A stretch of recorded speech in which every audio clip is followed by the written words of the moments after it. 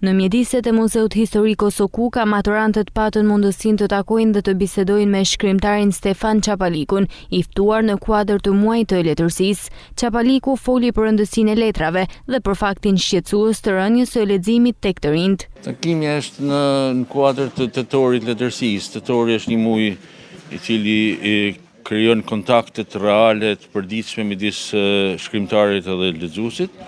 Jam shumë i lumtur që në këtë rast lexuesat janë të ri, ne flasim shumë që ka shprehja e leximit etj, por në momentin kur takohena me këtë kategori lexuesish, kënaqësia shumë e madhe.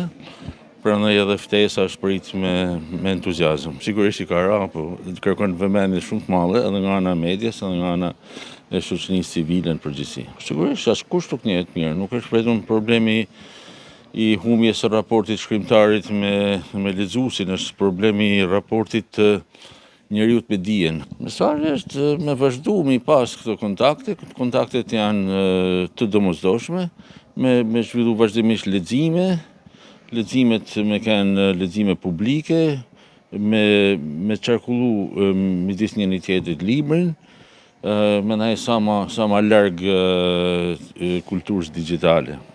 Për studentët biseda me shkrimtarin është frymëzuese dhe i ndihmon të kuptojnë më mirë rëndësinë e letrave në jetën e përditshme. Besoj që është një nder për gjithë ne që jemi këtu në këtë mbledhje që shkolla jonë ka organizuar dhe besoj se gjithë do mbetemi të kënaqur nga kjo mbledhje me shkrimtarin e famshëm. Meqense është dhe muaji i letërsisë, besoj që gjithë kemi dëshirë që të mësojmë më shumë mbi letërsinë dhe mbi veprat që ai ka. Do ishte një nder që ai gjithashtu na tregonte diçka nga se si ai ka arritur të bëhej, domethënë një shkrimtar kaq i famshëm sa është ditët e sotme. Veprat e tija janë shumë të bukura dhe është shumë e vështirë që ti i vesh pikë gishti njerëz, prandaj besoj se gjitha janë shumë të bukura. Ky aktivitet shërben si një mundësi e shkëlqyer për të rinjt që të angazhohen me letërsinë, të diskutojnë dhe të reflektojnë mbi rëndësinë e leximit dhe zhvillimin personal dhe kulturor.